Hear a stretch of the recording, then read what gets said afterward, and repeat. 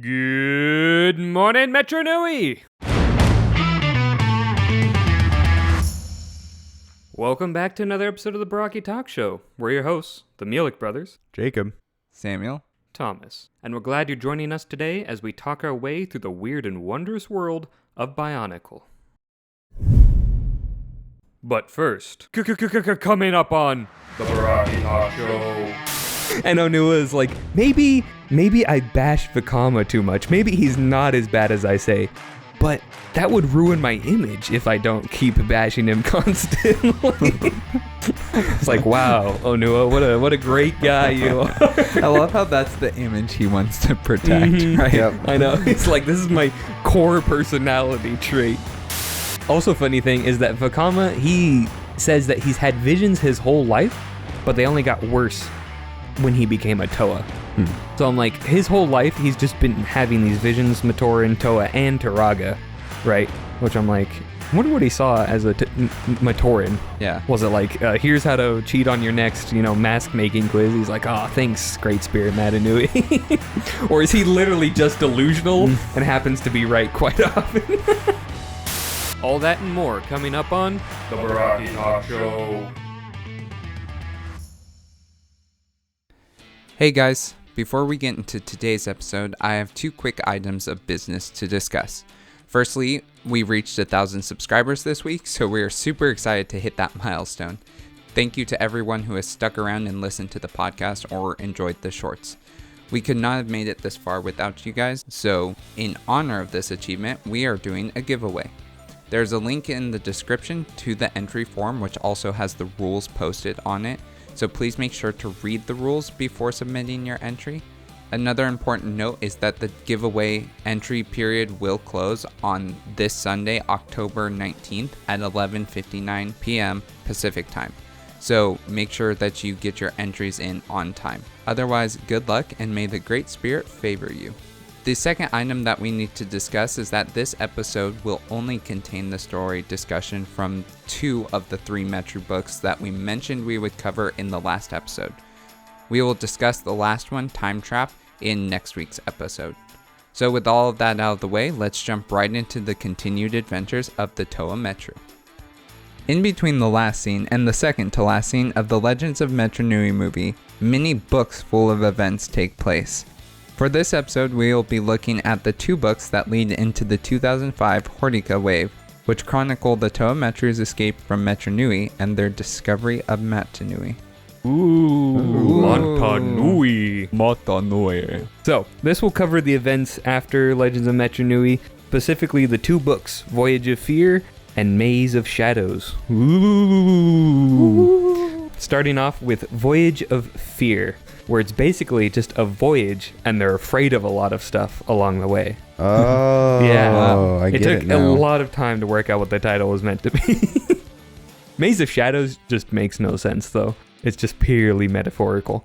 Because there's no maze. Well, it's like a direct path. They follow, it's like just a line. Yeah. But there are shadows. Yeah, there's a few shadows. I'll give you that one. But we'll get to that.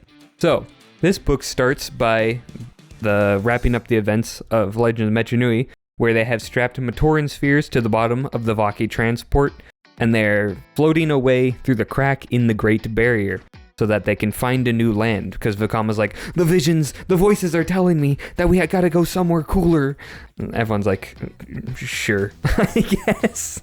Not much reason sticking around here, because the city's just been decimated by like earthquakes and a whole bunch of other stuff.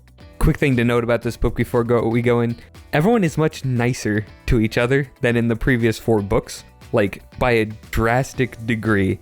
Like, it is so much more pleasant to read about. Just to comment really quickly, this is the Lee-Con, because since we're recording this after having gone through all of the other stuff, I feel like it, like, because I read it and I'm like, oh yeah, that's the Lee-Con 2. I'm like, no wait, this is the Lee-Con. This is the Lee-Con 1. The Lee-Con 1. Which the Lee-Con 2 was named after. Right. Yes. But with a little modified 2 instead Literally of a 1. named after. Because Yes. And the Lee-Con 1 was named after Lee-Con Prime, or Lee-Con 0.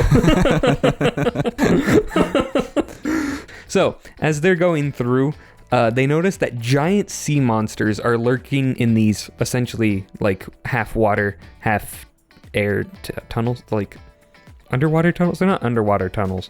It's just a really wide tunnel channel that has water along it, right? And there's like ginormous sea monsters. Like they literally encounter one that is a 300-foot long lava eel. It's like, wow, that is really long and deadly. So when they encounter that, they instead back up and take a different fork in the path. Wait, remind me, is this the point where Vekama just picks a path? Or is it Matau? No, yeah. So one of the two is like complaining and he's like, well, we'll just go this way. And then I think it is Matau who complains. He's like, why'd you pick this way? No, because Matau, they're going and like, which way should we go? And Matau just picks left and like, why'd you go left? He's like, we haven't gone left in a while. They find the 300-foot lava eel, and then Matau's like, this is why we don't go left. Okay, that's how it went. I knew something was like that. Yeah. Incredible. Yeah, I'm like, that's pretty funny. So they're in the water, just heading up, and it's like, they know that they're going upwards somewhat. I don't know how the water would still be there if it's going upwards, because it's not like a flowing down river. So I don't know what's going on. It just seems to be like a normal like canal almost, where it's very flat and even. But I don't know what to tell you. They are going up and they know that. Okay. The water as they're heading up is getting clearer and looks more like refined liquid protodermis rather than unrefined protodermis in the Silver Sea. Obvious indication that they're encountering like actual real water rather than protodermic water. And how exciting. Man, that'd be so trippy not knowing like that this is real water. Yeah. Well, when they get to Mata Nui, there's cool scenes about that. As they're going through, they just encounter some tricks and traps and whatever. And Nuju really gets to flex his power set. Because in these first few books, Greg really liked Nuju. And in the Hortica ones, he gets shafted. Like, he does nothing. Pretty sad. Or Nuju. Except he gets mad at the team. He's like, I'm never going to speak to them again. It's only Rahi language for me, boy. I hate Nuju, by the way. Does he also make that noise? Is that what you think bird language sounds like? Yeah. Drowning birds. Anyway, but some of the cool stuff he does is he uses Mask of Telekinesis to just rip a chunk of rock out of the wall, because that's what Onua had done with his elemental power. I'm like, oh, so the Mask of Power, the Telekinesis is just like as good as Onua's elemental power? Pretty based. And then he also makes an ice dagger when he's underwater to cut some seaweed, which I'm like, that's a cool use of the power, because since the Toa Metru have more limited elemental reserves compared to like the Mata and the Nuva, it makes sense he'd want to conserve it and just make an item rather than individually blasting each piece of kelp. Yeah, like it's smart using that, making a tool from it. Yeah. Well, you said item, but specifically like something that it's like, yeah, you could just reuse it. So I really like that. Really know how that works though, because like, how do you have an ice dagger under the water? Ice and water can exist. But water, if it's not at freezing, will melt ice. Yeah, slowly. It depends on the temperature of the water. Presumably, it's not ladies, like tropical ladies, you water. can both be right at the same time. I'm imagining this like Atlantic Ocean levels of cold. I think that, well, yeah. In my imagination, he sustains, like he is constantly putting in a little bit of energy, but it's significantly less than needing to throw out constant bursts. Yeah, that's how I'd imagine it. And we also learned that Nuju doesn't like water, which makes him, Vekama, and Matau all Toa who do not like water. It's like, dang. Nokama's all alone.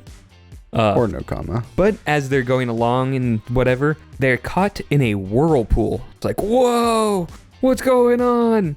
And as they're caught in the whirlpool, Onua gets a brief bit of characterization. Like someone knocked out Greg and like, gotta give Onua a personality trait. And then he gets dragged straight back into the, I don't know, the shadow realm or whatever. And Greg's like, oh, how'd that get through? But anyway, as they're getting sucked into the shadow realm with the Ziv on. I'm gonna send you to the shadow realm, Jimbo. Anyway, as they're getting sucked in, Onua's just standing on the deck, like just gazing at it. And Vekama's like, what are you doing? He's like, nature's beautiful, isn't it? What a fascinating phenomenon. And Vekama's like, What are you talking about? You're so stupid. We're gonna die. Wanu really cracks under pressure. I'm like, he's just a gonzo. Yeah. And to get his attention, Vakama shoots a lukewarm bolt of fire, which I don't know how the physics on lukewarm fire checks out, but it grazes his mask, and Wanu snaps out of it. He's like, oh, hey guys. Yeah, we talked about that too because, like, that's cool how Vakama has that much control over it now, because it seems like they had like we were talking about with Nuju, they're using it in smarter and more efficient ways because they've had more time to work with them. You would think that normally, like, level of control indicates, like, the amount of something with flame. Like, you would imagine like, it would be like, a full I could out do like a short beam, Yeah. but it's not going to make the fire any colder, you know? So I think it's cool that he can, like, Regulate control the temperature. Although how you control temperature of fire, I don't really that's what I understand. That's like, what I was how saying, do I'm you like- make lukewarm? Yeah. Like, but I can fire imagine, can be hotter than like, other fire. Yeah. There is a certain temperature scale, right? Like, but something that's already burst, like, has combusted, Yeah. I think would probably already have a ton of energy, exuding from it. So it's like, I don't know how much you can tone it down before it just becomes not fire anymore. Like, it would make sense that he could heat up the air maybe a little bit around him, but it literally says he tosses fire. a bolt of fire, because most of when he shoots stuff is like, it's described as like tossing or hurling or like a flicking or whatever. It's like it's emanating from him. It's not just spawning somewhere. So maybe the knowledge towers can figure this one out. Like, how's Vakama making lukewarm fire? I digress, I suppose. As they're caught in the whirlpool, or a little before this, I forgot to mention this, they get attacked by Vaki, and a Vaki mind control bolt hits Matau. And he's like, oh, I gotta steer the boat back to Metru Nui and get caught by Vaki. And Onua uses his mask of mind control to actually counter this attack on Matau. I'm like, that's a really cool use of the mask of mind control. It has more uses than simply mind controlling people. It can counteract and influence other things as well, which I thought was just a neat thing to do. But this is all set up for when they're in the whirlpool. It's like, how are we going to get out of this? Because they're getting sucked down faster and faster. Onua mind controls Wenua and uses his elemental power and Wanua's elemental power in conjunction to raise a massive stone and earth ramp that, as they're going around the whirlpool, the momentum slides them up the ramp and onto a safe outcropping. Bang. I was like, what an insane display of, like, willpower. Because using a mask takes a lot of willpower. Using your elemental powers takes a lot of willpower.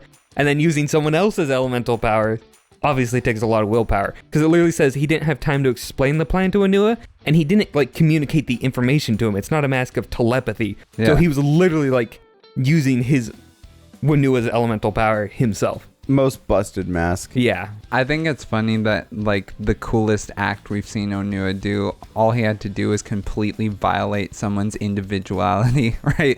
Like, Is Wanua really a person, though? I'm just saying, because he has, like, no personality. Like, what is he really taking control of? It is. That's not how that works. Yeah. But this is further support. Fallacy go burr. This is further support that stone and earth are, like, literally the exact same element. Like, they manipulate all the same stuff. Like, I don't know what else to tell you. It's literally the same thing.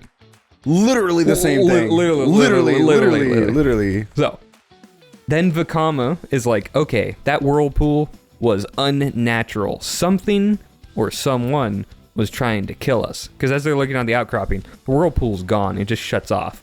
It's like, I don't think that was a naturally occurring whirlpool. So Vakama's like, we need a plan. And here's how we're going to draw out these evil doers. And so what the plan is, they all get back in the Licon, get back into where the whirlpool was, and pretend like they had died in the whirlpool.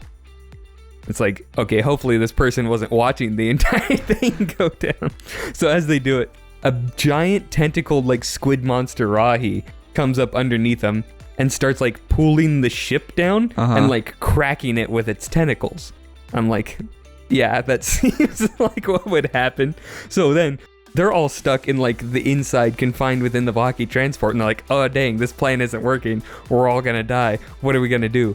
And Vakama's like, I am not just a Toa of fire, but I can also do heat. So he heats up the metal of around the Lee-Con to ward off the Kraken's tentacles, essentially, right?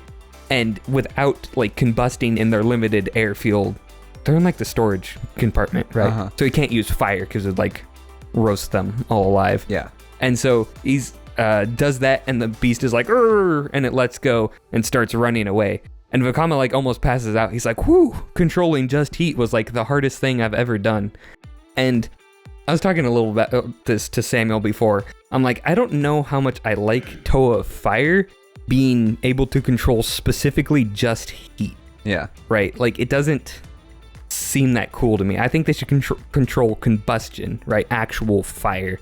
Like things that are exploding and sending the energy everywhere, not just heat. Yeah. Right? So I was like, Because then you'd just be the Toa of heat. Exactly.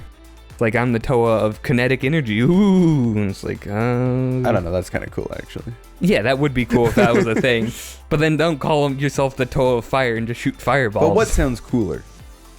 They both sound pretty cool, actually. yeah. I'm tied on that. Anyway, just a little side thought I had. So they beat the beast, and now that it's running away, they're like, let's go follow it. Sparky kinetic energy, man. For nothing. So No, they just didn't call him that. Yeah. So they're chasing that thing. Vroom, vroom, vroom, vroom. That's the sound I imagine the Lee-Con makes. Very stealthy. That's the sound I imagine Matau makes while driving the Lee-Con. As they're driving past it, Vakama and Onua actually get together to strategize. And they're like, the book literally says, because they're the two best tacticians. Mm-hmm. And it's like, ooh, that's actually interesting to consider. Because when you think back to book 2, when Onua and Vakama worked together, they were actually very efficient in how they dealt with problems and stopped Akmu from running away the 7 billion time. So I'm like, that makes sense, because we see them do the two of them do the most like technically impressive combat maneuvers. And they actually say they would have invited Wanua, or they invited Wanua, but he didn't want to join. And it's just like, okay, I don't know enough about Wanua to know exactly like why he refused. And like, he's not particularly smart, especially if you go by the movie versions where he's particularly dumb. Yeah. So it's like, it's just weird. It was just because he was too busy looking at other parts of nature. Yeah. Looking at the Valspar wall. Whoa. Rubies. Emeralds. Feldspar. So, Did you just pull a really obscure Journey to the Center of the Earth reference? Yeah. Wow. Mm-hmm. Anyway, and one cool thing here is that Onua is like, he gets a moment of self-awareness. Because once again, Greg was knocked out and someone had to come in and fix Onua really quick. And Onua is like, maybe I bash Vakama too much. Maybe he's not as bad as I say. But that would ruin my image if I don't keep bashing him constantly. It's like, wow, Onua, what a great guy you are. I love how that's the image he wants to protect, Mhm. right? Yep. I know. It's like, this is my core personality trait. So then eventually they manage to follow the Rahi all the way back to a sanctuary of sorts, where it's a giant giant cavernous lake, and there's just tons and tons of sea Rahi here, right? So there's like Tarakarvas, Takea sharks, Makuta fish, but also much larger ones, right? Just like massive leviathans, like the Like lava eel 300-foot eels. Yeah. Well, it even says that there's a giant monster here that's like as long as the Colosseum is tall. That's insane. And it's like, first of all, how big is this cavern? And second of all, holy cow, why are you here? Like, that thing is huge. And I thought that was an exaggeration. I'm like, okay, it's just, that's how they see it. But as we'll see later on, because this guy does show up again, I think it's actually pretty size accurate. Like, that is crazy when you think about the size of the cavern, because the Colosseum's, 2.5 miles tall? Mm-hmm. So it's like, think of how many times that thing would have to wrap around itself to fit into a cavern. To be fair, all the islands are within giant caverns. So, like, giant caverns aren't an uncommon thing in Bionicle. Yeah. So that makes it a little more believable. Anyway, So they're like, what the heck is going on with this?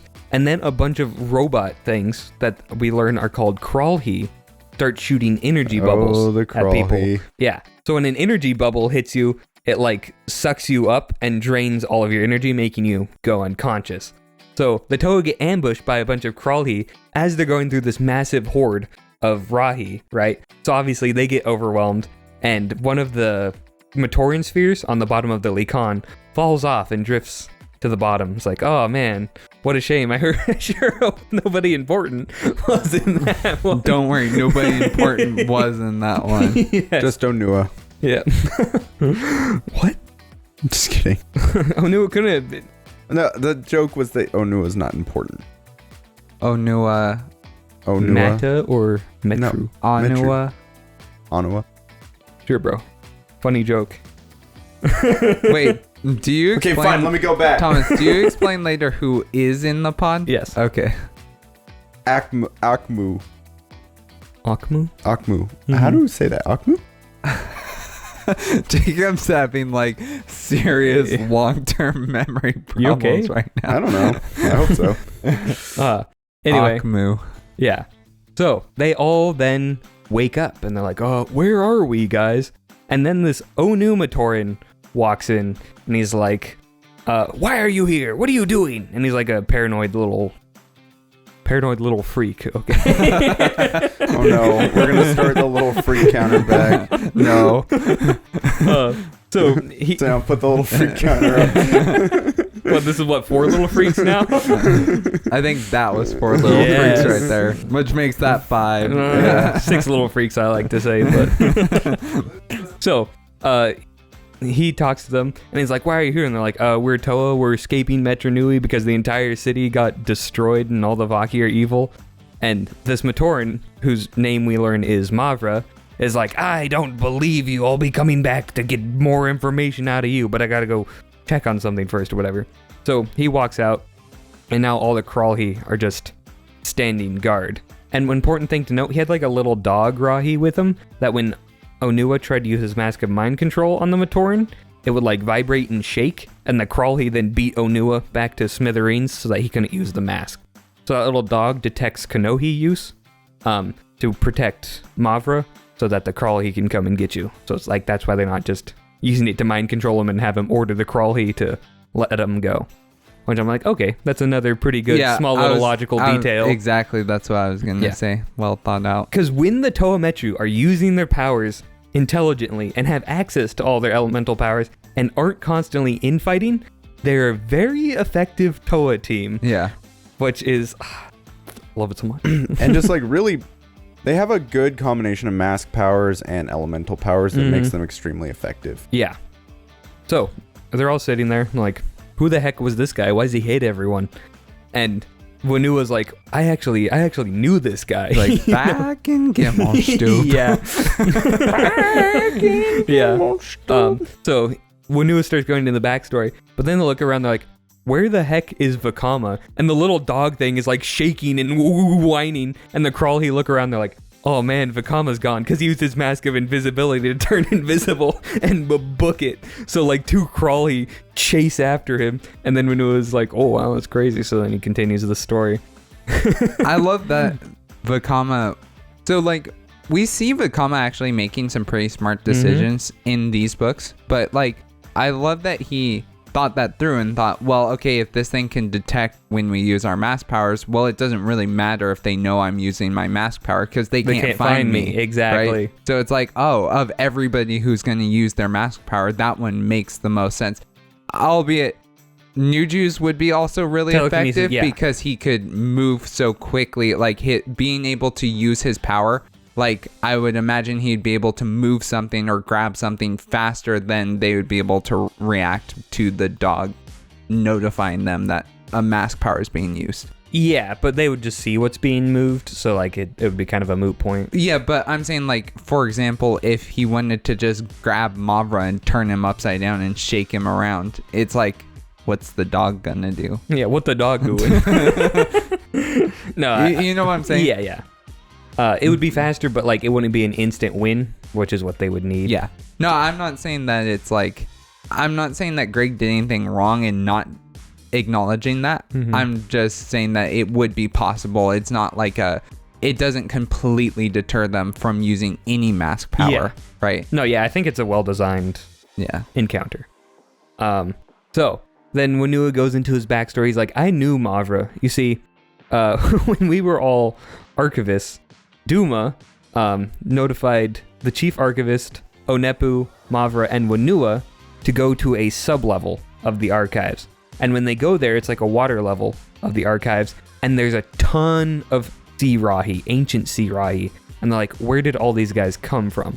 And a lot of them are described as being the ones that are currently in the sanctuary. So it's like, uh-oh, something bad is obviously going to happen in this thing. So what their job was, what they were tasked to do, is to look after these rahi and like see what you can learn from them, right? Because most of all the other rahi in the archives are kept in stasis tubes, but it's like, what can we do to see if they're still alive? Why are they coming here? And if you can't control them or contain them or learn anything, we're going to have the Vaki drive them out of the city. So that was the premise going into this mission. And he's like, also, keep this super secret because I don't want a bunch of people knowing there's like super dangerous Colosseum-sized Rahi down here. The reason he does this is because like, the other reason, he's like, Matoran science needs advancement, and Lee Khan can't know about this because he probably wouldn't approve at all. And it's like, you always knew you're doing good when Lee Khan wouldn't approve of that. Great job, Duma. Just more proof that he was sketchy even before he was taken over by Makuta. So sketchy. Or replaced by Makuta. Yeah.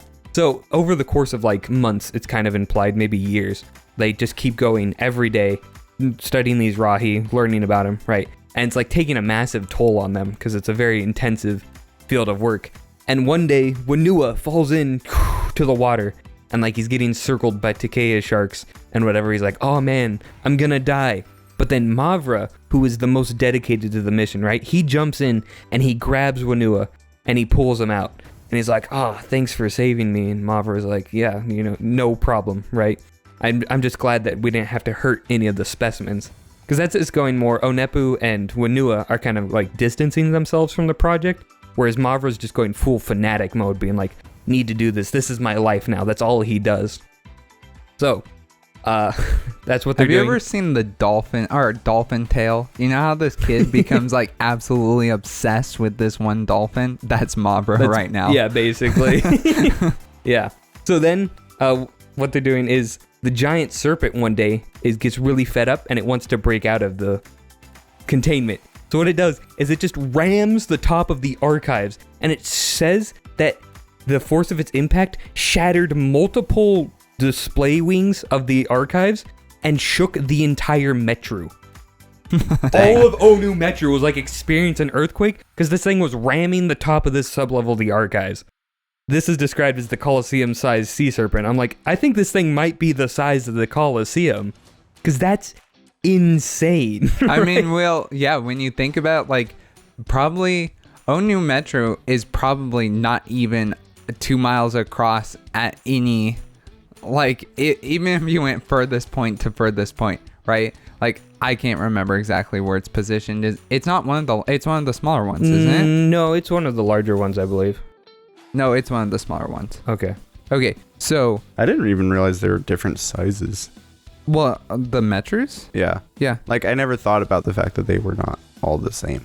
I always got mad because some of them were bigger and smaller, but I'm like, the one I like is smaller. What's with this? In fact, actually, Onu is debatably the smallest. So, but what I'm saying is because the island is like 7 miles wide, right?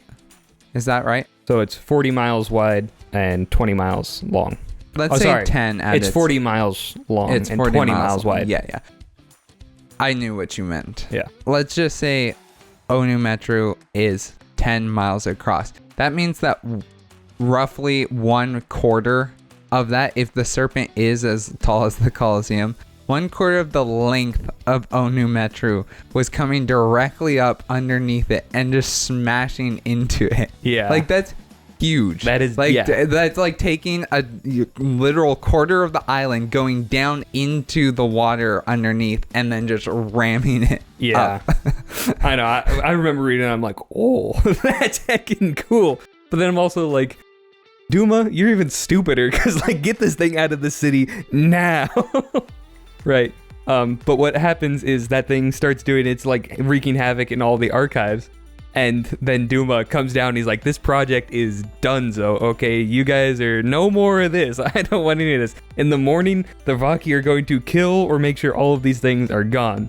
So then they come back in the morning and all the Rahi are mysteriously gone, as is Mavra. And it's like, oh man, what happens? And everyone's like, maybe the Rahi killed Mavra and then escaped. But no one really knew. And so they're like, that's the working theory. But since this was a secret project, we can't tell people what Mavra was working on when he died. So we're just gonna say He disappeared. that he died, you know, but we won't say what, and then we'll rename this entire level in his honor.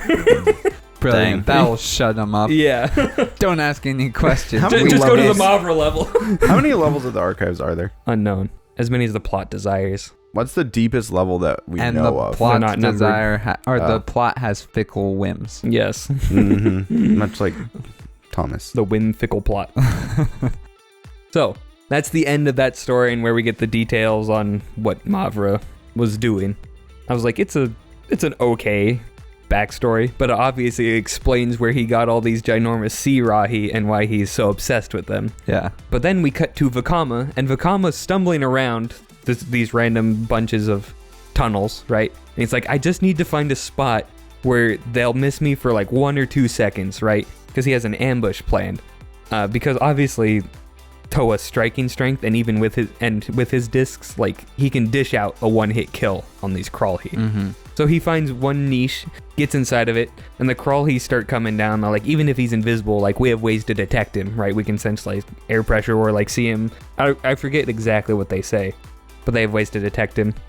And then they walk past the niche, and Vakama jumps down, and he shoots one with a disc, which freezes it and shatters it.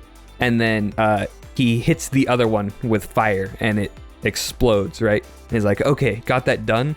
But then their remains, like, start beeping, and he knows they're gonna explode, so he books it out of there. Like, it's funny, he like instantly he destroys them, and then he's instantly like, I gotta go, and he runs and says he barely makes it as the two explode in a massive explosion. I'm like, it's very Predator coded. Yep. But then Vakama, this is the beginning of his god complex era, and he's like, that will show Mavra what I know, what a Toa can do, and next time I might not be so gentle. And this is after he just annihilated two of them. And then my notes, I put from Goober to God in 5 seconds. Back to Goober when he's Benny Hill running away from the explosions. Exactly. I have a quick just thought before we get to this next tidbit. Mm-hmm. It's weird that Wanua worked with Onepu, because Onepu is one of the Matoran on Mata Nui, and we have mentioned him at some point in the past. Mm-hmm. But, like, it's weird to see one of your Matoran friends become a Toa, but wouldn't it be weirder to have your Matoran friend become a Toa and then a Turaga? So it's like, we're on the same par, like, you know, like, we're on par with each other. And then all of a sudden, like 1,000 years, he's gonna be my wise elder. Yeah. It's like, what? To be fair, when your memory only goes back like a few hundred years, like he would be wise compared to, because like they lose all their memories. So Wanu is the only one who remembers like the hundreds of thousands or the tens of thousands of years he's lived. Whereas Onepu would be like, what is sand? Oh, dirt. Wow.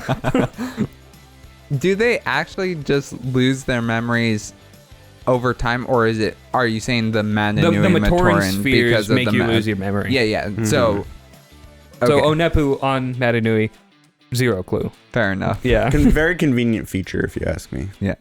No, it's built in. Well, That's what they were designed to do. Yeah, it's specifically designed to use slowly them to eliminate your memories over time instead of just, you know, if you have the power to wipe away memories, why not just do it instantly? He doesn't have that's why he didn't have the power to wipe away memories. He clearly does, though, because he does. With the Matoran spheres, yeah. So if you can design it to do it, if you can design it to wipe away memories, why not just do it immediately? Why does it have to be slowly over time? Because we don't know he has the capability to make it immediate. I don't know. It's just weird. If he had the capability to make it immediate, he would have done it. Yeah. Okay. Fair enough. I guess that makes sense. Yeah. Yeah. Why did you cook your food so slow? Yeah, exactly. You have the capability to nuke it with 5,000 degrees at one time. Yeah. Like, fair enough. maybe would have cooked the Matoran's I brains. stand corrected. Yeah. Anyway. Fire spitter. So, this is when it's revealed that the sphere that they lost on the Licon was actually the sphere containing Akmu, the Matoran. Oh boy. And it's just a little snippet that's kind of disconnected from stuff, but it said that as Akmu's sinking down, like, he's remembering in his catatonic state his final thoughts before getting put into the Matoran pods when they're in the Colosseum at the end of Legends of Metru Nui was, why didn't the Toa save me?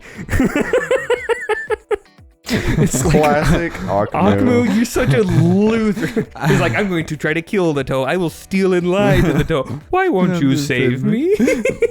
I'm gonna kick Akmu off of a bridge. I know. Greg just understands how to make such a hateable character so fast. I know. It's like, do you hate Makuta? It's like, no, he's a cool villain. Do you hate Akmu? Yes.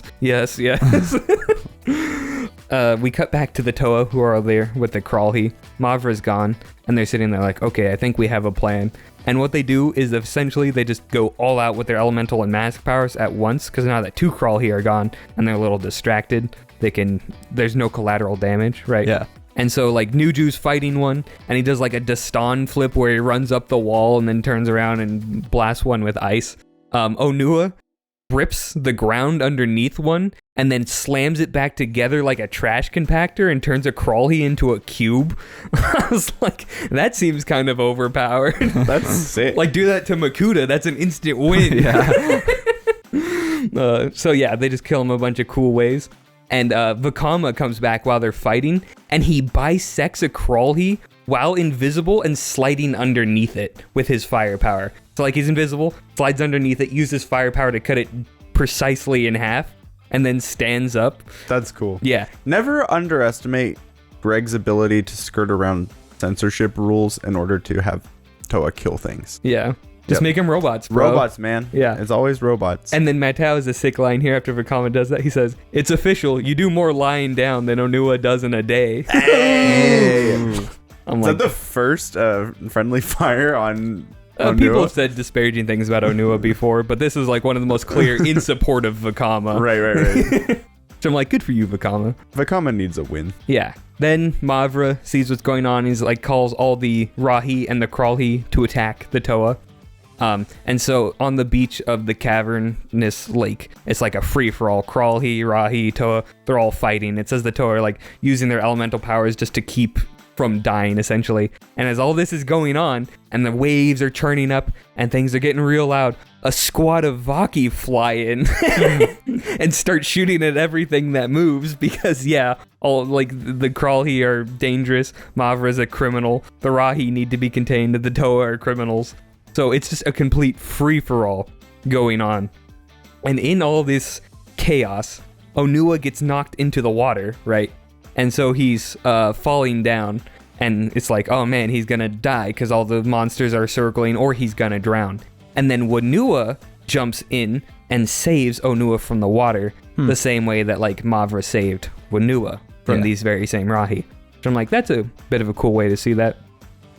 So then Mavra is seeing all this going on, and like some of the Rahi are like starting to eat each other because they're getting into like a blood frenzy, essentially, with all this action.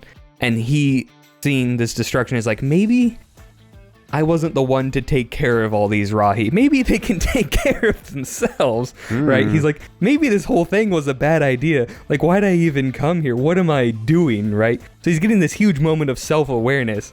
And then a giant wave sweeps up from the cavern and pushes him into the water, and you never hear from him again. It's like, oh yeah, he totally died. He got killed by all these Rahi. Alive. Yeah. Rip. Yeah. So it's Which Rahi do you think ate him? the Colosseum-sized one. Yeah. Yeah, for sure. For sure.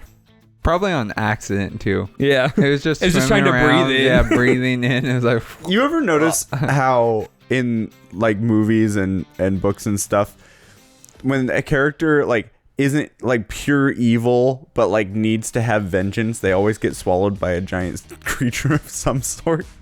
It's like it happens in Jurassic World. It happens in oh shoot, there was something else I was thinking of. Dang it, what was it? I don't remember. For Jurassic World is the one I can think of for sure. Where it's like the babysitter who's like not attentive at all. It's like, you know, this isn't a terrible person, but like, you know, they need, you know, retribution in the storyline, and so they get eaten by the mosasaurs. Yeah, I it's like, hated that why scene. does that happen? It just felt so cruel. Yeah. But it's like a trope.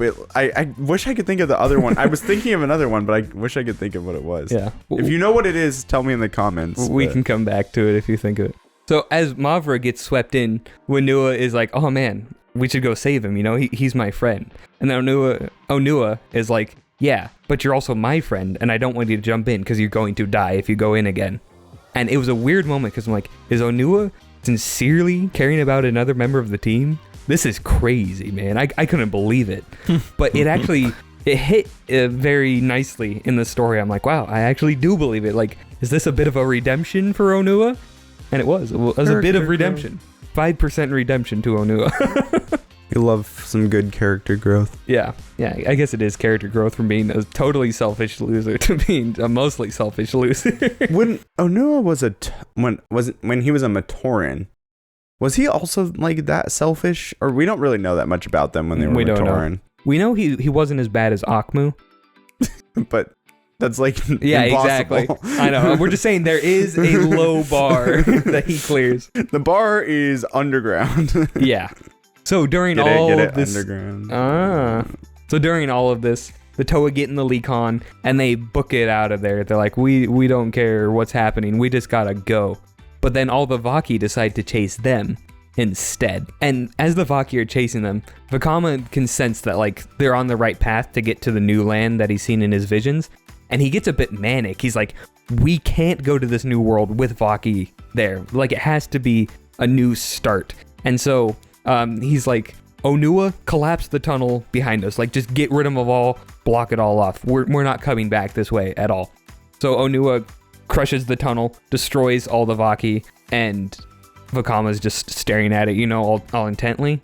And a little Vaki staff floats over to the Lecon, and he just takes it and breaks it over his knee and then throws it back in the water. I'm like, ooh, that's pretty metal. Vakama goes hard sometimes. Yeah.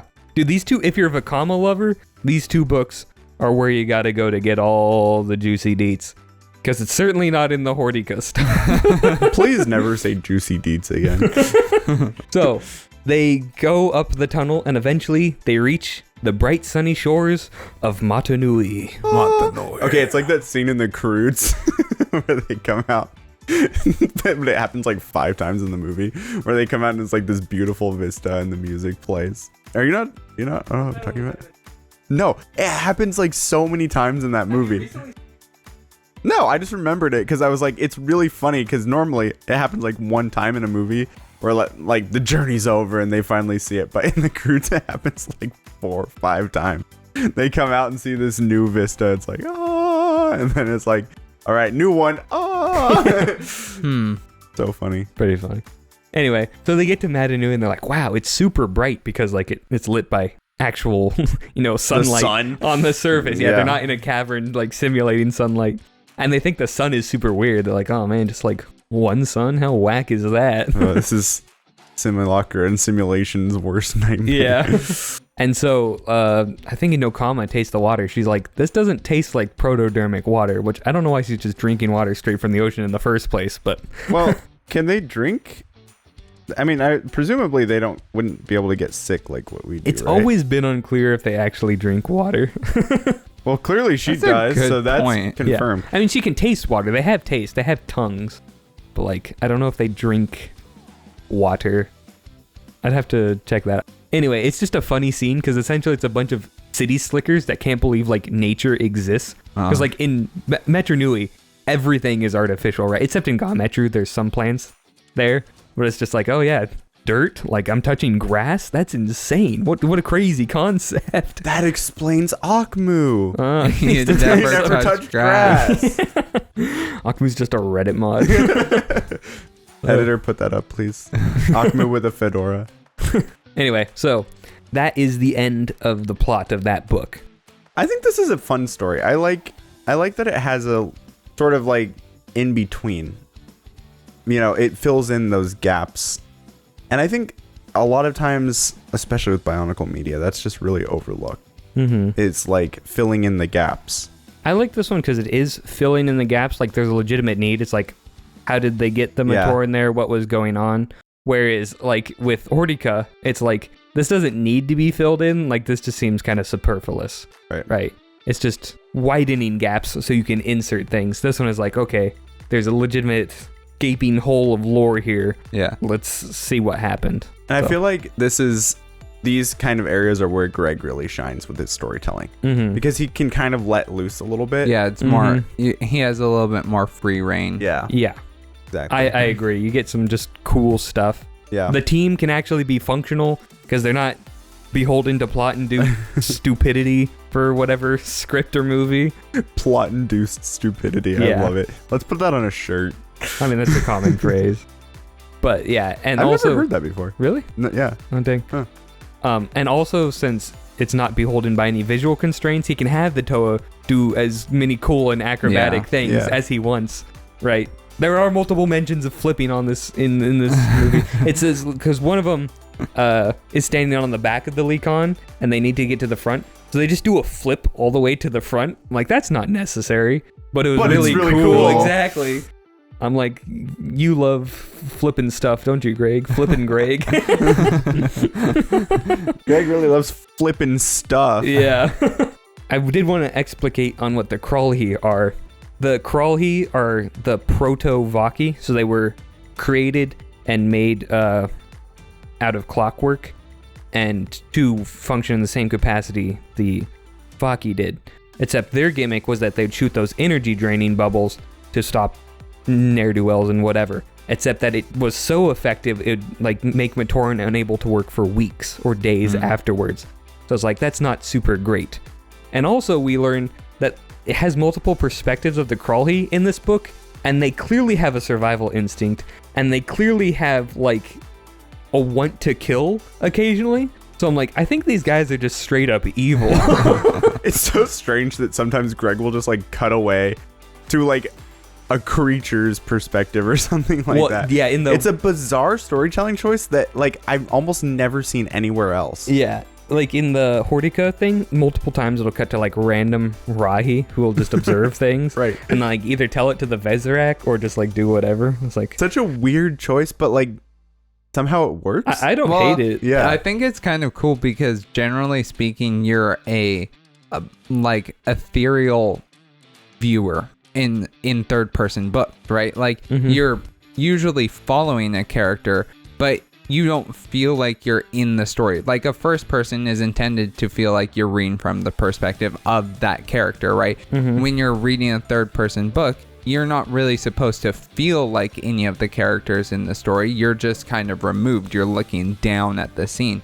And by putting it into the perspective of a Rahi, it's more grounded, right? It's like when they talk about in VFX, if you're going to want a shot to feel like it's real, like it was filmed for real, then make it like it was filmed for real. Don't put a camera flying around in space, going at impossible speeds and zooming here and there. And it's like, because that instantly goes, oh, that's, you don't believe it. Yeah. But if you say, hey, we're going to look at the scene through the eyes of a Rahi, even still in a third person like narration style, you can kind of understand like, oh yeah, I guess this is probably how the Rahi would see it. This is how a member of the world would view this event. And I think it really, that's why it doesn't feel weird to me when it happens, because it's just like, it feels like I'm an observer to the story rather than just like this god looking down, removed, you know. Yeah. Looking down. And he is always also very careful to match the level of narration to the intelligence of whatever creature he's like jumping to. You know, like he'll say like, you know, it had an instinct or a feeling or something like that,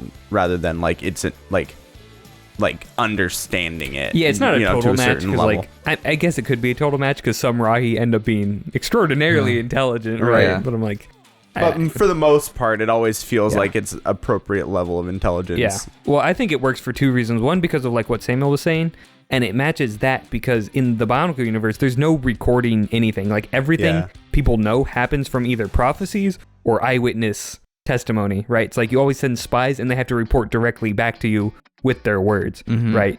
Well, and that's why it's the tale of the Bionicle, right? Like it's oral tradition. It's passed down, I'm aware. right? Like it plays into that theme of how they communicate all information. And then I also like it because it does give us he always makes sure to put stuff in the perspective that gives us more information about the creature. Like in the random Rahi, it's like how they scurry, how they scutter, how they think, what they're afraid of. With the Kralhi, it's like, oh, if they had emotions, they'd really want to kill this guy. Oh man, if they could get angry, they would be fuming right now.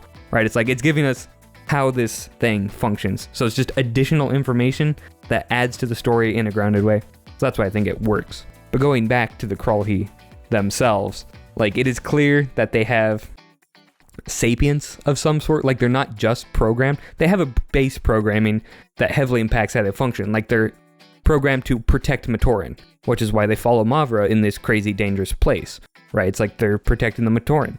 But it's also like they ran away because they were getting hunted down and destroyed by the Vaki, and it's like they didn't want to die. They had a survival instinct. So there's clearly some interplay going on, which just makes them pretty interesting, I think. Metru creates another insane invention.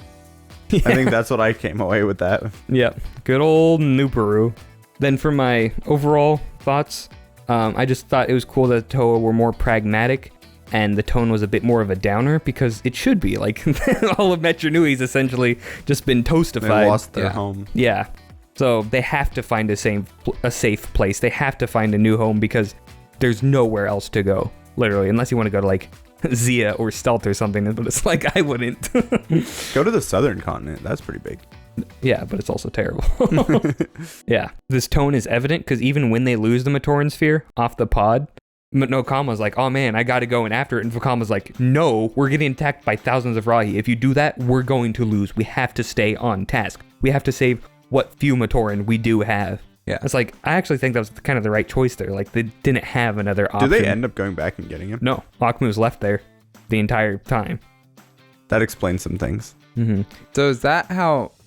So how does he get back? So does what happens? Find him? Yeah, Makuta ends up finding him, of course, and being like, "Oh, here's a little freaky Matoran. You know, let's see what I can do." Freaky little man. Yeah. So he opens up the pod, right, and he indoctrinates Akumu into being like, "Oh yeah, the Turaga are terrible. They hate you. Look at all these losers on the great island of Mata Nui." And so then he introduces Akumu to the island later on to be a spy, to be an evil person. It's like, okay. So it's funny because like we've given Akumu so much flack through this whole series, right? But like in the case of his Mata Nui dealings, it's not his fault. It's still kind of his but fault. Not entirely, because he presumably he would have lost a ton of memory, right? Like he wouldn't have really known anything, and he just gets found by Makuta of all people, who then is bent on basically tricking and gaslighting him into becoming his little spy, right? So it's like he didn't have a chance. Not that he couldn't have realized what he was doing was wrong, but like I would say I don't have as much sympathy first because he was terrible on Metru Nui. Yes, that's in true. a lot of horrible ways. And we see even when the Matoran have their memories lost, they tend to retain the same like, personality, traits, hobbies, interests.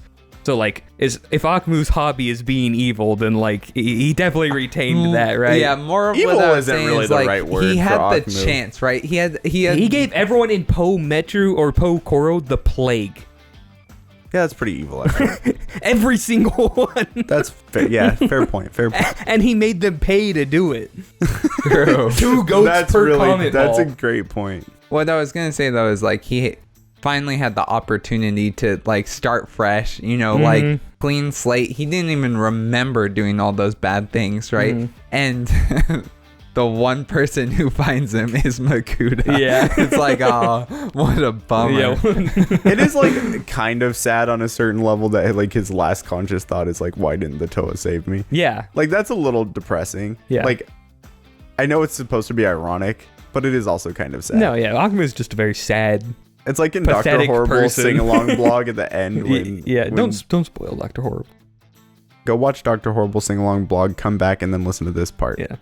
Pause here. It's when, when Penny dies, and she's like, Captain Hammer will save us, and it's like, Brutal. Yeah. It gets you right there. Yeah. So, and then the other thing, I just like how the Toa Metru fight. They're very tactical. They spam abilities when it's effective. It's like, shooting ice at this guy working? Yeah. I'm just going to shoot ice for the rest of the day. Like, it's super good. So everything on a small scale makes a lot of logical sense. And that's all I pretty much have. So, are you guys ready for the next book? Yes. Okay. So, we come on to Maze of Shadows. So, in the prologue, all of these stories are told by the Turaga being like, I tell you now, Toa, the tale of when we were cool and had powers, and Nuju was still a loser, but the rest of us were cool, okay? Believe me, trust me. Trust me, bro. Are you including Onua in that? That's a good point. And Onua does cool stuff. Like, the trash compactor move is pretty sick. And also the controlling Nuju's mind thing. No, or when Nuju's mind. And the slight redemption, the 5% redemption at the end. Yeah. We give Onua a bit of a pass. Fair enough. Just a smidgeroo. So, but as Vakama's telling these stories to the Toa, Turaga Nuju comes out, and he's like, Vakama, why are you telling these stories? He's saying this in bird language, of course. He's like, why are you telling these stories? I'm so mad at you. And Vakama's like, slow down. I speak bird language, but I'm not that good at it, okay? Stop cussing me out. But yeah, in the conversation, they start talking, and Nuju's like, you shouldn't have shared this information. Vakama's like, no, they need to know this. The Toa need to know this. Which I'm not sure why they need to know this. Like, specifically this story, it's like, okay, you walked through a tunnel and fought stuff. Like, crazy, man. the Toa Mata and Nuva both walked through tunnels and fought stuff. Like, it's important to know that there's there actually are a more lot of- than one type of sentient plant on this. That's a good in point. this universe. I'm trying to think of a Toa team that doesn't walk through tunnels and fight stuff. That's a good point. It's a rite of Time passage. tested, yeah. I think every single Toa team, maybe with the Mainline exception, Toa team, but yeah, every mainline Toa team has at least one story where they walk through tunnels and fight stuff. Tried and true. Yeah, Not mad about it. I heckin' love They're it, all bro. good, Yeah. actually. They're some of my favorites, actually. Yeah. And then some point in the conversation between Vakama and Nuju, Nuju says that Metoro is so dedicated to his duty that he doesn't even share information that he hears in the meetings to help his friends, right? So if Nuju mentions that he like stole someone's favorite stick or whatever, like Metoro wouldn't rat him out. I'm like, dang, Metoro's dedicated, like holy moly. I can't tell if that's based or if he's just kind of stupid for not using that information. No, it's based. Yeah. It's Metoro. It is Yeah, based. You're right. Metoro's always based. Anyway, but I'm just thinking, this shows Nuju's a loser because he has information that can help the Matoran, and he's not giving it to him. It's like, what are you doing? You're the one with all the responsibility in this situation. Typical Nuju. You move. don't hate Nuju enough. That is my thesis for all Bionicle. Put that on a shirt. Yeah. But then also Nuju is just like yelling at Vakama some more. And then he says Hortica in Matoran as his one thing. And he stalks off super angrily. And Vakama Probably because there's no bird language for Hortica. Yeah. No. But this was for dramatic purposes because like when Nuju's in a high emotional state or doesn't have a translator, that's the only times he speaks Matoric. So saying like Hortica and Matoran is like, oh man, this affects him pretty deeply. Right, so it does set a nice tone of like, these guys are mentally scarred from their trials as the Hortica, which I'm like, that's a kind of cool way to show that. Yeah. And he's obviously so mad that he doesn't want Vakama telling them because he doesn't want to relive those memories. Mm-hmm. So then we get to the actual story of Maze of Shadows, which is a purely figurative title. There's no maze. So the Toa are going around on Mata Nui, finding spots where they can build new Metrus, is how they say it. Obviously, they're going to fail and just build lame-o Koros, but, you know, who am I to judge? Yeah, so they're going around finding spots for their new Metrus. Matau is like, I'll go in this big tree area, even though I don't like the swamp, and I don't really like trees because they're freaky. I don't know what a tree is, right? He's like, but then there's a bunch of vines leading towards kind of the center of the swamp. He's like, these must be like cables, you know, like for chutes and stuff. So then he follows them, and they just go to another tree. And he's like, this is pointless. Another interesting, Nuju goes to the top of the mountain and he's like, what the heck? These aren't made of crystals? What the heck? It's like, oh yeah, all the high skyscrapers he knows are literally made of crystal, like grown from a crystal. The mountain, it grew itself, using not the old-fashioned way, but it did. I like to imagine, well, in the most traditional sense, the oldest of fashion. Actually, no, that's not true because it's the king. It's something that would, might... In the Chronicler's Corner, you may find that out. There is no Chronicler's Corner for this episode. I like to imagine that Nuju tried to lick one of the icicles. One of the tops of the mountains? Or one of the tops of the knowledge towers? No. I feel like your tongue probably wouldn't stick to the knowledge towers. Maybe. I mean, it depends on how cold it is. Are they covered in ice? They are. Then yeah, never mind. Anyway. Wait, do Toa even have tongues? Yeah, I mean, we went over this. Remember, no oh, common yeah, tasted. that's right. Yeah. The water. And so they can go... That's a vital For whatever function reason, I did not intended by the associate great tongue with tasting, which is so dumb. Are you a butterfly? Do you taste through your hands and feet? Maybe. I mean, the Matoran do eat through their hands and feet. I don't. Moving on. So Vakama finds the place where Koro is eventually made, and he's like, oh, I can make this a fortress and train Matoran, so we don't have to rely on mechanical enforcers or Vaki or whatever. We can protect ourselves. He's like, with these fortifications, one Matoran can have the strength of an army behind them. I'm like, Basically, honestly, pretty true. Yeah. Like, Toa Metru is like the most defensible location on Mata Nui, and only the Rakshi are able to break through it, because what are you going to do against Rakshi, really? Yeah. I like how he looked at a giant pit of lava. He's like, home. Yep. Also, funny thing is that Vakama, he says that he's had visions his whole life, but they only got worse when he became a Toa. So I'm like, his whole life, he's just been having these visions, Matoran, Toa, and Turaga, right? Which I'm like, I wonder what he saw as a Matoran. Yeah. Was it like, here's how to cheat on your next, mask making quiz? He's like, oh, thanks, Great Spirit Mata Nui. Or is he literally just delusional and happens to be right quite often? Probably that one. Yeah. No, yeah, it's very strange. Like, it's presumed to be from Mata Nui, but it's like literally not stated. So. And he's also the only character that even has something remotely similar to that. Because everyone else gets like prophecies and whatever from the stars or like from ancient tablets. Like Vakama's just generating them. Bro is the chosen one. Yeah. So then the Brosen one. We go to Onua's viewpoint, and he finds a Nui Jaga on the tip of a cave that's so frightened it runs past him, jumps off the edge, and splats down and dies. Oh. And he's like, huh? What? I don't understand. And it's all very mysterious. So naturally he goes into that cave. Well, no. First he gets the other Toa on the beach, and Vakama's like, they're all there talking, and then Vakama gets another vision. He's like, oh, I'm having a vision! Wow, what another obscure reference. And then, so his vision is about losing Toa power, and he's like, before we go off to Metru Nui again and save everyone, why don't we all take the time to make one single Toa stone, so that in case we die, there will be a new group of Toa. I'm like, honestly, that's a pretty solid plan, because like, but the other members are like, if we use our power to make Toa stones, won't we turn into Turaga? He's like, Lacan made 6 before he turned into Turaga. There's 6 of us, so if we just each make one, we shouldn't turn into Turaga. And they sound logic. I know. I'm like, oh man, yeah, that's what you do. Because I always wondered that. I'm like, why not just like make 5 Toa stones or whatever? It's like you can. No one's stopping you. Yeah. Yeah. Wait, what happened to those Toa stones? So those are the ones that are collected to summon the canisters of the Toa Mata to the island. Okay. Yeah. Yeah. So then what happens to them after that? They're run out of power. That uses their power. Gotcha.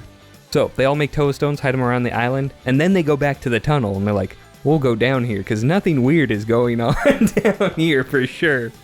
So they follow down the tunnel, and they find a Borak nest in this tunnel. And they're like, what the heck is this? And Wanua's like, oh yeah, I know what these are. These are all Borak. They're super scary guys, but they never wake up, so it's fine. We won't have to tell future Toa about these guys' existence ever. Even though we have a pretty good idea they're going to come up and destroy everything. Like, yeah, okay. So is that presumably what the Nui Jaga saw that made it kill itself? Nope. Okay. So, they also speculate how similar the Matoran spheres are and the Borak canisters are. I'm like, that's actually a pretty cool comparison because both keep you in stasis. Yeah. Makuta probably got the design for the Matoran canisters. Because we know Makuta does know about Barraki. Barraki, yeah. I'm like, that's pretty cool, actually.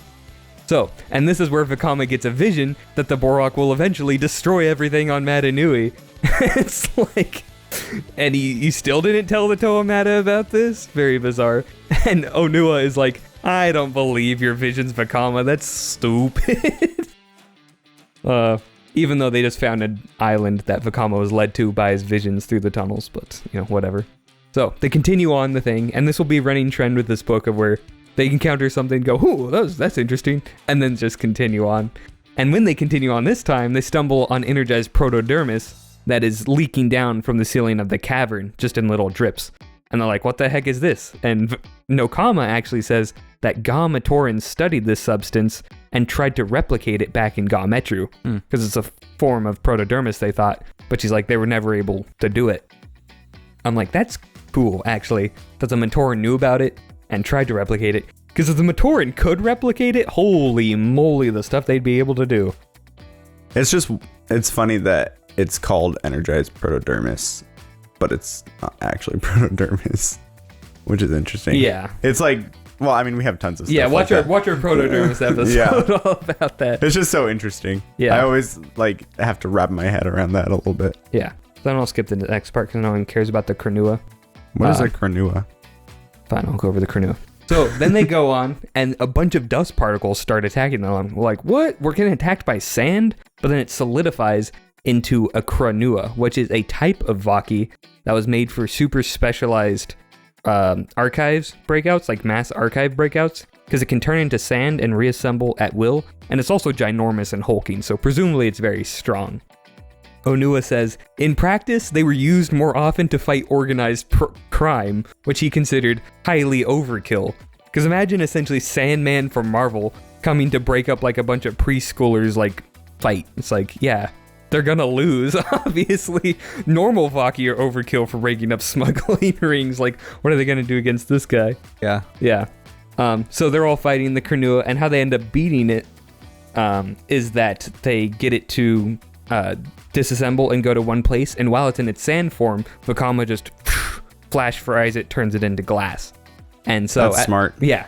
As they're walking by, Matau shatters it and says, surrender or run aren't the only options anymore. I'm like, ooh. That's such a hard line. I know. Base. We should put that on a shirt. Yeah.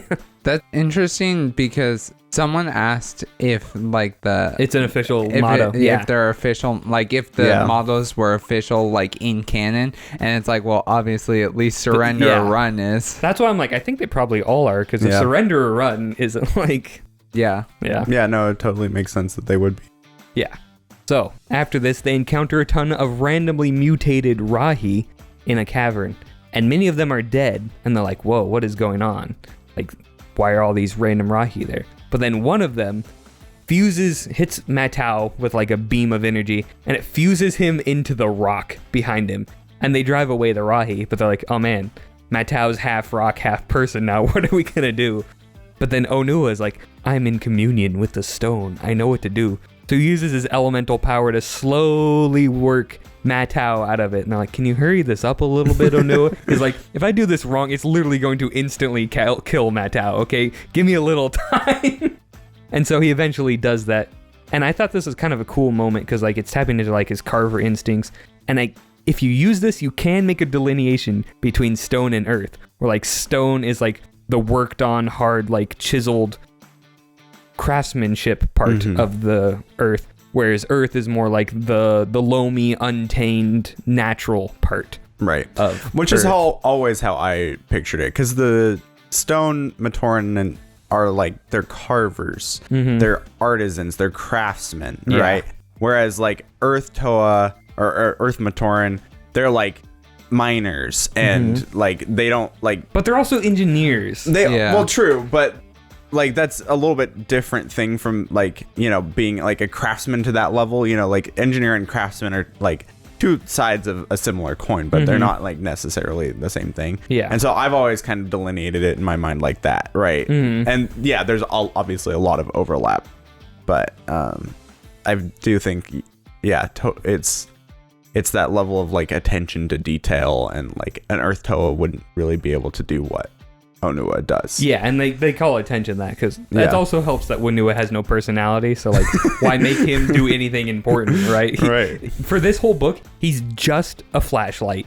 Yeah. That's his whole purpose. Like, they're like, oh, we're going down a dark tunnel. Onua, doesn't your face glow? And he's like, yeah. It's funny because I was also gonna say something about like the tools, the Toa tools that each one has, and I was just thinking though, like, wait, Pohatu doesn't have, in his Mata form, he doesn't have any Toa tools. In his Nuva form, he has the Godan ball. Kodan balls. Kodan ball, which is like, what? What is this even for? I mean, I guess you could say it's some sort of like claw. They're climbing claws. Yeah, but you know, and then like Onua has like, again, climbing claw, like the. They're just digging claws. Well, what does this have to do? Like, no, they're not digging claws. They're the proto-pythons. They're oh, pythons. I thought you were They're talking about climbing Onua pythons. Mata. Yeah. Yeah. The proto-pythons. Yeah. Yeah. And then, but I was just thinking about how what the different stone Toa have. I'm like, wow, there's like no consistency in the tools that they have, like, at all. Just give them whatever. Because then Huki just has his blaster, and then underwater Huki has nothing. He has a staff for some reason. Yeah. And it's like, what? Whereas Earth Toa always have some sort of digging tool. Like, every single one. Yeah. Onua Mystica. He has a shield. Okay, minus that specific one, yes. But like Onua Mata, the digging claws. Onua Nuva, digging. The earth shock drills. Yeah. Yeah. And then Or quake breakers. Yeah, the quake breakers. And then Wenua has the earth shocks. And then his Hortica form has drills. Yeah. And then But then Nupuru doesn't. No, Nupuru's gun has a drill on it. Oh, yeah. That's And true. so it's like It is a they're drill. all like drills or some sort of digging tool. And I was like, wait. Except Nupuru Mari also has a shield. Yeah, what's up with that? They're like, if they get put in the air or if they get put in the water, give them a shield. Yeah. Yeah. But I just the think design team's like, what weapon for this Toa? Shield. What about for this? Shield! almost everybody gets it. Well, not everybody. A lot of Toa get a shield at some point. But I just think it's interesting that like those are like more blunt instruments. They're, you know, designed for like speed and efficiency, not for detail or, you know, carving of any sort, really. Mm-hmm. So that's kind of, again, that's contributing to my distinction in my mind. Yeah. So one cool thing as they're doing this is they discover that all of these tunnels are artificial because they are very clean, like very precise, and all leading somewhere. It's like they're not naturally generated, and like, fascinating. So as they continue on, though, they fight the Rahi Nui, and this is what the Toa Nuva fought without their elemental powers down in the cave that Vakama dropped them into. But this time, the Rahi Nui is even more powerful because it not only does it have all the aspects of the Rahi that it's composed of, it also has access to all of the Kanoka abilities that it can shoot from its eyes. Is there a reason it loses those? Yes. When they defeat it, it just loses them. There's a reason. It's not a good reason, but it's like when you die in Unturned and you just lose random skills. Yeah. That's how it... Yeah. Man, tonight is a night for really obscure references. Unturned's not obscure. Anyway, so they fight the Rahi Nui, and its other innate ability is to absorb all elemental energy directed at it and grow bigger because of it. So like they shoot a bunch of elemental energy at it and just gets bigger and like, that's probably not good. So it starts using all of its powers and abilities, and it's just wrecking shop. It stabs Nokama with the Nui Jaga stinger and like poisons her really badly. And then Onua gets mad at this because she's like the only one on the team that he really likes at all. So he's like, oh man, they took out Nokama. And he starts brain blasting it with his mask of mind control, right? Which is another cool thing it can do. It can just hurt you really badly, right? And so the Nui, the Rahi Nui is like, it's so bad, I'm gonna retreat. And then it's like, wait a second, I'm in horrible pain. But it's not unbearable horrible pain, and it's not getting worse. It's like, so I'm just gonna kill this guy standing right here. And so it just like sideswipes Onua, and he goes down for the count. And so now only Nuju and Vakama are left. And they're like, oh man, this is pretty bad. What are we going to do? But then they actually discover something cool. They see multiple footprints of the beast from when it was at different sizes.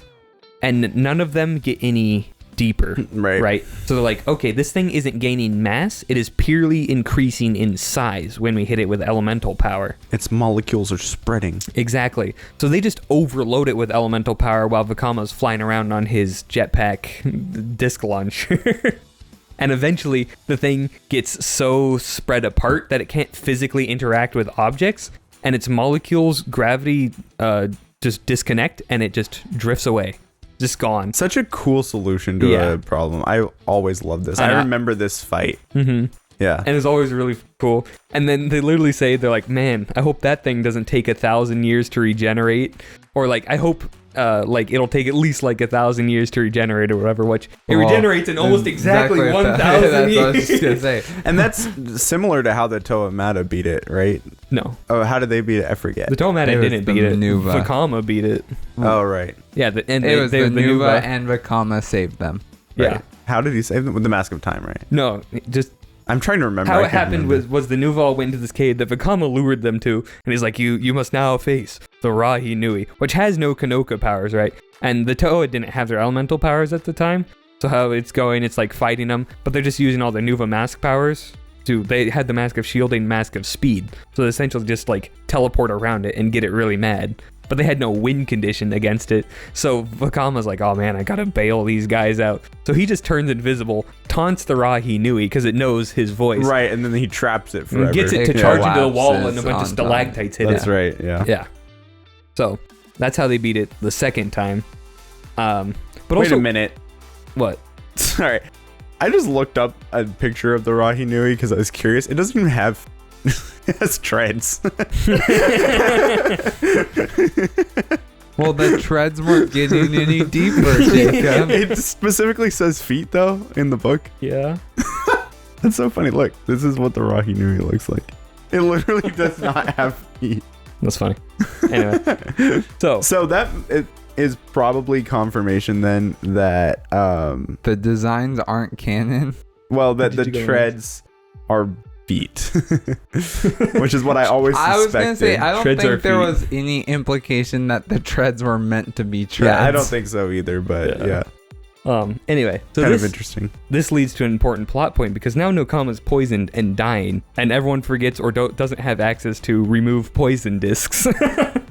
And so they're like, oh man, what are we gonna do? And everyone else is like, we should take Nokama back to the surface and like make her last moments restful. And Vakama's like, no, you idiots, she's gonna die anyway, might as well go further in and see if we can find something that can help her. And so everyone else is like, no, that's a pretty good point. No one consults Nokama though, because she's like passed out and delirious from being poisoned. But Nuju does say in Vakama's favor, he's like, there could be something in the knowledge towers that could help the poison.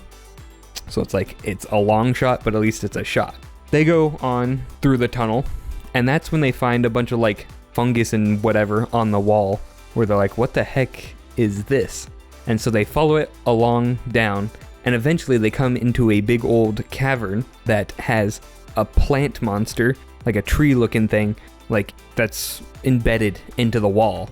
And that's where this thing says that it is Karzani, and it was a plant that was made before the Morbazak by Makuta to take over. But it was too intelligent, too cunning. It threatened Makuta too much that Makuta got scared and was like, you're banished, Karzani, get out of here. Shoo, get.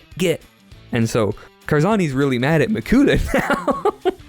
So he's like, you, Toa, I want you to help me. And if you do help me, well, I'll save your friend here because I can just magically create poison cures or whatever. And so as they're in this cavern, they notice that there's a ton of other Rahi who are all like in semi-mutated states, are dead or dying or just completely insane and scared out of their minds. And so they're like, what the heck is going on here? Like, where are all these crazy Rahi coming from, right? Because like Karzani's scary, but he's not what the Rahi are running from. Because earlier before this, there was a Muwaka that Nokama talked to with their Mask of Translation that also said like, turn back, don't go down there. We're all fleeing, right? this is where they realize that all these Rahi are coming out of Metru Nui because they are all fleeing the Visorak hordes, which will be the main villains of 2005, as we'll see, who are very lethal and dangerous to all sorts of Rahi. So that's why they're all fleeing up here, and that's why Metru Nui was getting attacked by all sorts of Rahi. That's why we saw Mavra working with all the undersea Rahi, because they were also fleeing from the Visorak and whatever. I'm like, okay, that's kind of a cool way to tie it in, right? As just like this lurking threat, and this build up both to the Hordika from a character perspective and the Visorak from like a plot enemy perspective. I'm like, that's pretty cool. So then Karzani's like, so you have to get for me some energized protodermis from Makuta's lair. And if you do that, I will temporarily heal Nokama so that you know I have the potential to save her permanently and so she can help you along the quest. So that's what he does, and they go out and they're like, okay, we got to go to Makuta's lair. And as they go, they find a vault full of discs and mask plans. And Vakama kind of speculates, he's like, I think Makuta was trying to make his own Mask of Time. But obviously, like, mask making is really difficult, and making the Mask of Time without the Great Discs is literally impossible. It's like, he wasn't going to exceed. But it's cool that Makuta's like a go-getter, you know? Like, if he doesn't have a skill, he'll learn it, you know? He would love Skillshare. This video's not sponsored by Skillshare. It's sponsored by Makuta. But as they're looking through this vault, a Krata / Krana called a Kratana jumps onto Onua's face, and it starts giving Onua like visions of the future, and he's talking about the Visorak, how the Visorak are coming, so just another layer onto like what's going on. And then Vakama burns it off. He literally sears away the entire thing without leaving any burn marks on Onua's mask. So I'm like, another crazy level of control. Yeah. It was just very funny because it's also like, Greg has dropped all pretense of them like not killing stuff. He's like, stuff is dead. Like, this Nui Jaga killed itself. It committed suicide. Like, this is a much darker story. At some point, Lego lifted the kill restriction. Oh, yeah. Yeah. And then in 2006 and 7, like, kill, kill them more, give them missiles, destroy everything. So true. So then what's cool is this, after Onua has the thing destroyed off him and he's no longer getting the visions, he's like, maybe Vakama isn't crazy, and maybe having these visions is actually a bit of a burden, because that was terrible. I hated that. Right? And so this is like another 5% redemption for Onua. Put that in the bank. That's the kind of end of that, but they still need to get to the Makuta lair proper. So they continue on down, and it says they fight essentially endless numbers of Rahi along the way, half mutated, scared out of their mind. And they learn that a lot of them aren't wanting to fight, so they'll just back up and let them go, but a lot of others are just like, nah, I want to kill the Toa, grr. Then eventually they get to Makuta's lair, and in it is, big old pool full of energized protodermis. So like, okay, we'll take this vial Karzani gave us and go and get some protodermis. As they go to do that, though, it's revealed that the pool of protodermis is sentient, and it raises up a little avatar that looks like a Toa Metru, and it's like, what the heck do you guys want? And they're like, just some protodermis. It's like, bro, I am the energized protodermis. You can't have any of this. And also, I hate you. You're a bunch of little bugs. Like, I'm so much better than you. You know what? I'm going to kill you right now. I really thought you were going to say a bunch of little freaks for a second. I restrained myself. Yeah. Who do you little worms? So essentially, this thing is called the energized protodermis entity, and it wants to kill the Toa Metru because it has a god complex. But it doesn't kill him directly. It just starts mutating random junk all around the cavern to go and fight them. It's like, oh, a tiny little Rahi, boom, now it's the size of a skyscraper. Ooh, a piece of wall, now it's a piece of living wall. Go fight that. It's a literal brick wall you can bang your head against. And and so they're fighting this thing for a while. And one cool thing to note, another elemental power diatribe, is that there's a piece of the wall that was turned to dust. Onua goes up and uses his elemental power to turn all of that dust back into a boulder. That's so Nice. cool. I'm like, that is sick. Like, I don't like Vakama being purely heat-based, but I like being able to turn dust into stone and vice versa. I don't know why that doesn't bug me. Let's not get into the whole ice is water thing. Ice is clearly not water, Jake.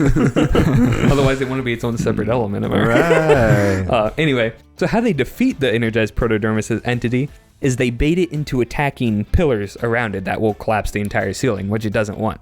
But the thing is like, they're baiting me into attacking these pillars. I'm not going to do it. Because they're standing in front of a pillar going, ooh, biga, you're a loser, biga. And he's like, I'm not going to do that. So eventually, they start doing complex maneuvers because most of the stuff around the cavern has been destroyed or whatever. So he's just lobbing clunks of energized protodermis at them because he knows it'll destroy them, right? So they end up doing pretty complex maneuvers that with the exact moment they turn and where he's aiming, it will hit and destroy the pillar. So then he destroys 3 of the pillars and he's down to 1. And he's like, okay, let's be reasonable here. Let's negotiate a little bit, Toa Metru. You want some energized protoderms? I can get that for you. You would not believe this. I'm essentially just made of energized proto. I got tons of this stuff, so just take your vial. It's totally fine, guys. And so they go take the vial and he's like, bye. So they start walking away and he's like, I'm gonna kill you. And he starts flooding out of the container. But all of the Toa Metru were like, yeah, we saw this coming. So Onua just destroys the last pillar and collapses the entire cavern.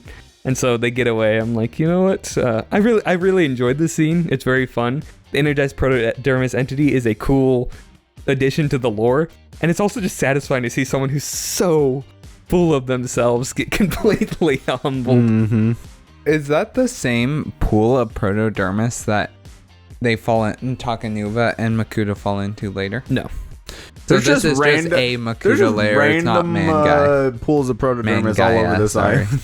Makuta has a ton of layers and he has a bunch of pools of protodermis. Okay, Yeah. good to Where know. does he get all the protodermis? That's the real The question. energized Yeah.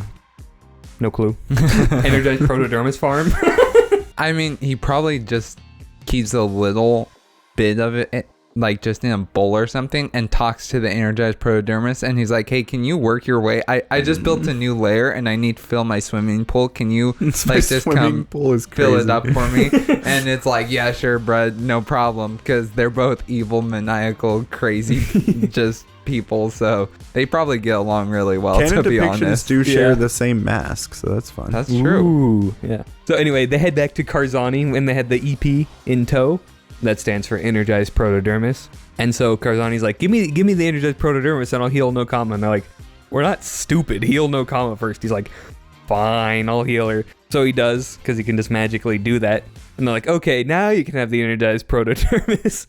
And Tell so- me where the talking llama is, and I'll burn your house to the ground. Yeah, it's exactly that. So he gets it, and he's like, I am gonna become the most powerful entity of all time. You see, Makuta tried to stop me by programming a limited lifespan, but I will evolve beyond my wildest dreams. I will become all-powerful. The Markpiemusic was weak and simple-minded. I will become the ultimate ruler of the entire universe. Ah! So then he pours the energized protodermis on himself. Instantly, he's like, oh no, I'm dying. And it starts shriveling and burning his entire body. He's like, maybe I've been humbled. Toa Metru, I won't kill you because I can't. But please go and kill Makuta for me. I'm too weak. And then he dies. I'm too weak. I feel like it's funny because that storyline this could have. attack on my life Has has let left me me scarred scarred. and disfigured. It's so funny because I feel like that whole episode could have totally been tragic for the Morbizet, or I mean For Karzani. But it's not at all, Yeah, I know. because it's just so evil. Yeah, he's just a completely evil person who wants to kill, maim, and destroy. Right. Then instantly gets humbled. He's like, you can kill Makuta for me. I love you guys. You're like the best people I know currently in this room that I haven't turned into a horrendous Rahi. It's like, well, gee, thanks, Karzani. I have 2 quick questions. Uh-huh. Did you mention earlier that it was the prototype to the Markpiemusic? Mm-hmm. Morbizak. I I'm think I saying did. what you say I know. now. I always the mispronounce it. Morbizak. Uh-huh. Okay, I couldn't remember. And then the reason that Karzani accepts when Vakama, he has the EP And he says, no, you're going to heal Nokama first. And he says, otherwise, I'm going to pour this out, right? Yep. Yeah, because there's a reason. Like, the Karzani's not just doing it out of the goodness of its heart, right? I forgot about that moment, because what happens is, like, he's like, no, you will give me the AP first, then I'll heal Nokama. And Vakama unstops the vial, and he has it tipped over. He's like, I'm going to pour this out. He's like, you wouldn't. And Vakama just stares him dead in the eye. He's like, after what I've been through, there's nothing I wouldn't do. And Karzani's like, ooh, okay. And the book makes Big guy with a mask. Yeah, the book makes it very clear Vakama will do it. Yeah. Right. And it's like, this will be even cooler in time trap. trap. I was like, oh, this reminds me of another moment. Yeah. So like Vakama is full on like his like total god mode. Like, I will finish the mission. You will listen to me. So Another epic Vakama moment. yeah, for the I know. It's Vakama really fans. cool. That's like my favorite part of the book. But then he dies and they head off to Metru Nui, and that's where that book ends. Yeah, and that's where book 7 picks up as we describe in Toa Horica. So, any overall thoughts? I like Maze of Shadows. It's like, it is very segmented. It's just this threat, then this threat, then this threat. And but once you get to Karzani, then it's really interesting because now it has kind of a purpose. Structure, it's all, right? Yeah, it is a structure. It's a. I so wish he'd had Karzani before most of the trials so that they would have to do it under threat of torture and with like Nokama getting weaker as they go along. Yeah. So it was a bit of a time deal. Yeah, it's weird A that time it trap, happens. if you will. It just happens too late in the whole Yeah. journey, and so Yeah. then you're having this part where it gets really interesting, but you've slogged through all of this just like unnecessary. Like, it's good world building stuff, but it's unnecessary for a compelling plot. Yeah. Right? I just like it because it's another Toa fight things in a tunnel, and Yeah, that's pretty just, much. Yeah. it's totally a thing in the Bionicle franchise, and it always works Yeah. because it's just This whole book is them just bullying and power tripping their way through like tons of mutated random junk, right? It's just like, oh, here's a Rahi, let's blow it up. All crazy. Here's a pool of living energized protodermis, blow it up. That's insane. But I think you need that because you can't beat your heroes down like continually without having them have some victories. No, yeah, it was super cathartic to read because I'm like, yeah, it puts it in context because most of the time when the Toa are fighting things, it's stuff that is super rare in the grand scheme of the universe, right? But in this one, it's like, yeah, random Rahi, Toa can defeat them no easy. They defeat them by the platter, right? Even the mildly threatening stuff like Karzani was ever like, it's always acknowledged the Toa could annihilate Karzani if they wanted to, right? It's just that he has leverage over them. Yeah. So I'm like, yeah, it's cool. It's nice to see Toa be competent, act in their element, especially with Vakama in this book, because like Vakama's on demon time or whatever. Like, we talked about it in the Horica episode, but like, when Vakama becomes a Horica, it's such a fall from grace, and we see it a little bit because we talk about it earlier, like we talked about it earlier in the earlier episodes, but without the context of these two books, The I think, context. yeah, exactly, I think you miss a lot of that, where it's like, why was he so like powerful and riding high at that point? And it's like, oh, once you kind of see these books, you're going, now I understand why he was feeling almost invulnerable, like they could just take on anything, do anything, and it's well deserved. They've earned it, right? So it's that much sadder when they go into the Horica phase and they lose all of that. It's more devastating, and you kind of understand why they do get into this weird slump. And I think that if you just go from either the movies or really the movies, but if you go from Legends of Metru Nui, skip these two books and go into where we start in book 7 in the Horica episode, then it's like you really do miss a lot of the growth of the Toa, not only character wise but also power wise. Like, you see them at their peak. And so I think these books really exemplify that. Yeah. If you want like cool Toa Metru stories, books 5, 6, 7 are where you should go for it, right? Because that's when they function the best as a team. That's where you get the most interesting character dynamics, and that's where Onua becomes tolerable. the true miracle. Yeah. One thing I did want to know about these books is that Onua is just a flashlight most of the time. Wunua is a flashlight most of the time.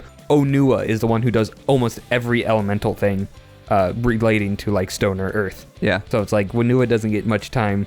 He only gets time to shine, if you know what I mean. Because the flashlight, yeah. So, and also everything in like these books dies a depressing death by their own actions, which keeps the Toa feeling heroic, right? It's like they're not the one killing Mavra, they're not the ones killing Karzani, they're not the ones killing the energized protodermis entity. It's all their own actions that are doing that. So it keeps the Toa heroic while also making the tone more dour than in previous books, right? Because like, yeah, things are really bad, right? Like they've lost their entire world. Like they're just doing what they can, and they don't even have anyone to protect with them currently, right? They have to go find the people that they've already failed to protect. Yeah. So it's just an interesting tone that I don't think the books ever really come back to. But I'm also happy because like it is kind of depressing to read about. So those are my thoughts. It's also, I think these are just a massive step up from book number 4. Like the Toa were cool and likable. But not to the extent of the Mata. I still think the Mata books and Nuva books are just magnifique. Magnifique. Borakol, my beloved. Any closing thoughts? I agree. I really like both. The stories of both books are really good. So, now we move on to the community section. The community Real quick, section. can I do a short technical section? Sure. You are now entering the set and technical portion of the podcast. This is where we examine the real-world production and set design of the LEGO Bionicle toy line. So one thing that's actually interesting in terms of like overall connection to the sets themselves. One is we mentioned the Crawley, and then we mentioned the Barraki Enforcer one that I forget. The Chronua. Yeah. It's interesting because the alt builds up to this point have all been like Nui's or Kaida, right? So they're all actually like in lore, like that's what they are. But what's interesting is the alt build for Toa Metru. There's 3 alt builds. There's the all 6 alt builds, which make Praka. Yeah. Which is interesting. So, which is actually in lore, but in lore as an impossible creature. Yeah.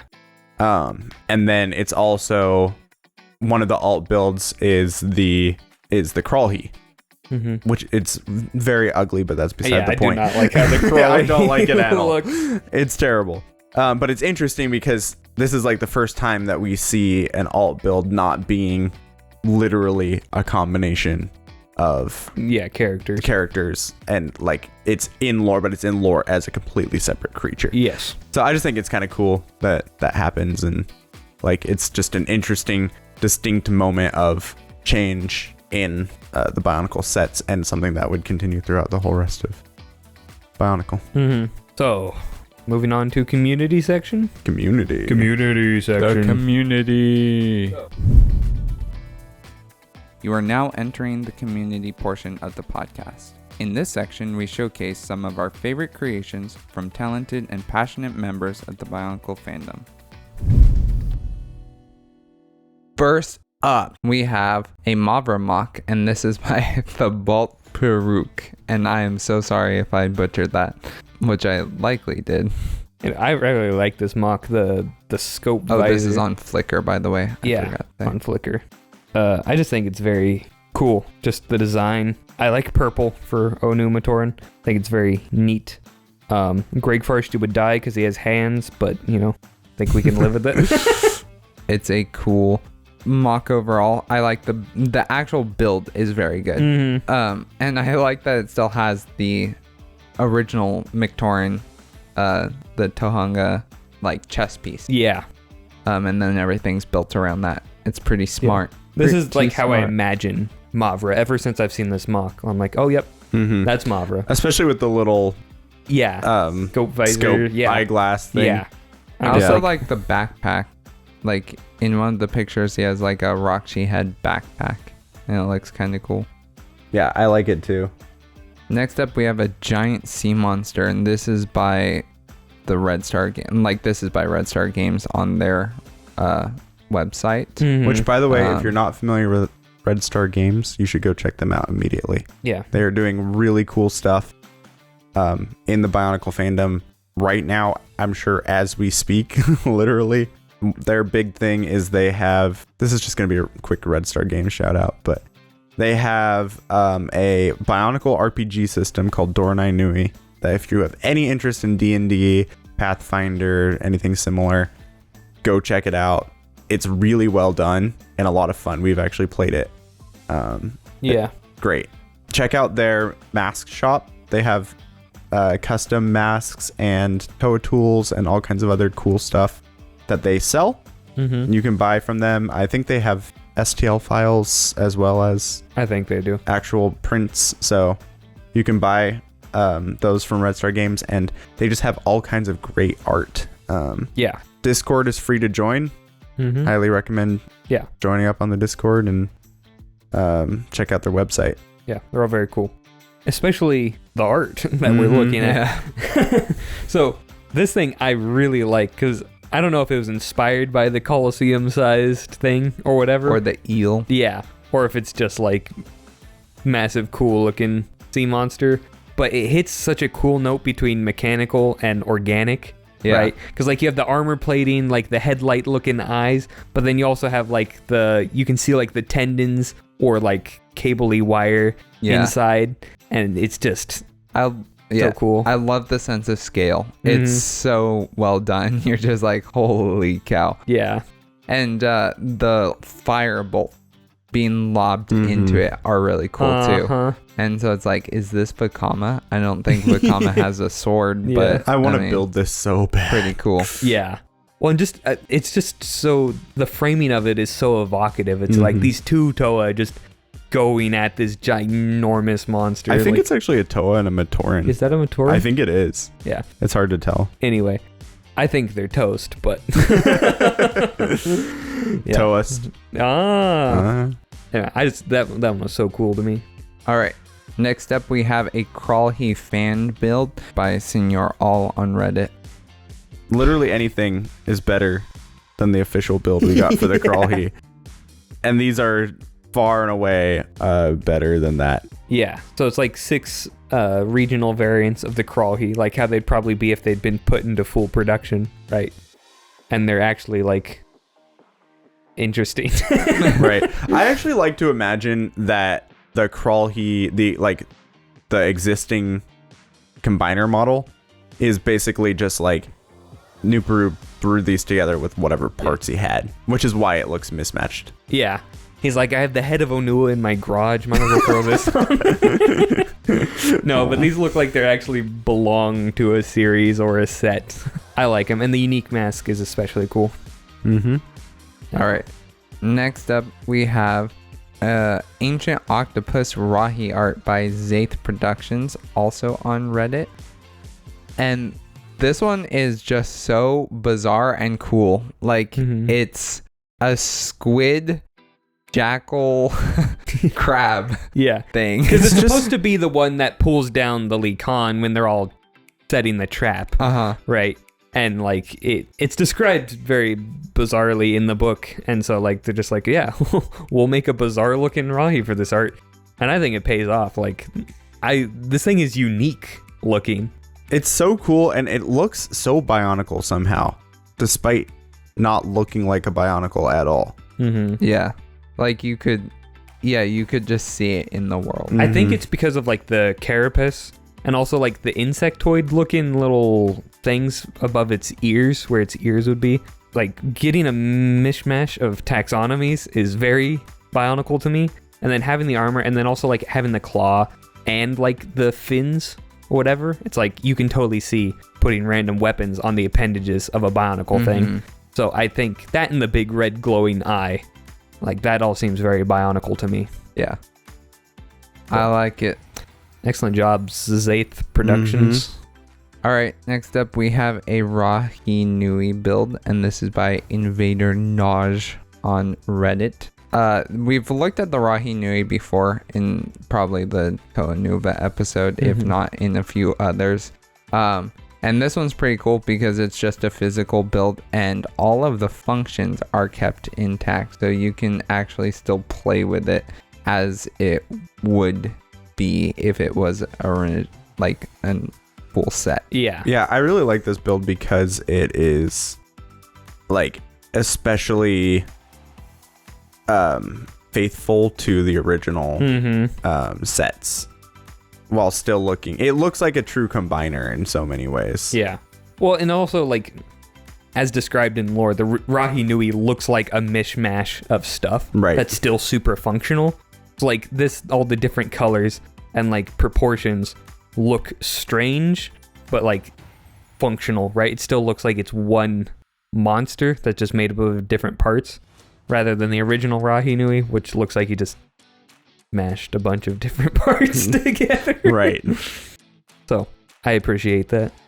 All right, next up we have a Rahi Nui art piece, and this is by Just a Drawing Cat on Tumblr. Yeah, this is really cool. Right? The front legs are kind of freaking me out, though. Yeah. Not gonna lie. I mean, I kind of like how it just sort of floats. droop. yeah, he does have wings, Yeah. presumably. I don't know if it can fly in lore. I've never seen it fly in lore, but I like the tail as well. The tail is especially cool. I like how if it could fly in lore, that would have solved the entire problem of It could the just fly out of the Metru cavern. figuring out. Well, yeah, but I was saying like the Metru would have never figured it Yeah, out if that's it true. wasn't touching the ground. This is true.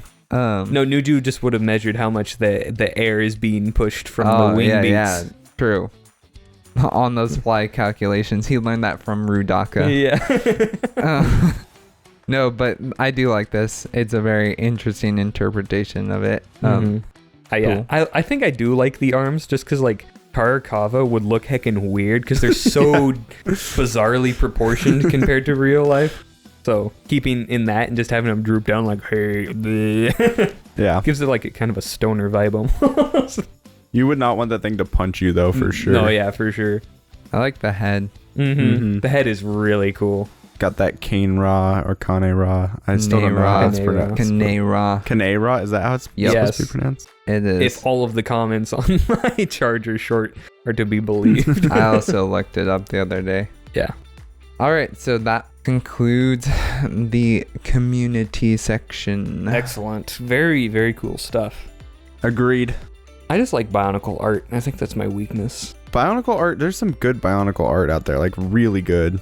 I think that's one of the things that's most compelling to me about wanting to be a better artist is Bionicle. Like going through Bionicle. We've talked about it briefly or maybe extensively in one of the other episodes, but like it just evokes such powerful images in your brain. It's like I can just visualize this so clearly. I wish I could just draw it out because it would be such a nice piece of art to hang on my wall. So that You know? said, this is once again just, I'm begging you, please, if you have cool Bionicle art, just send it to us. We want to see it. Yes, We really want to see it. we really do. Yeah. We watch Bionicle for the art. No, we watch it for the plot, Thomas. Yeah. Didn't Yeah, you Thomas. see the Literally thumbnail? just for the plot. I know. Okay.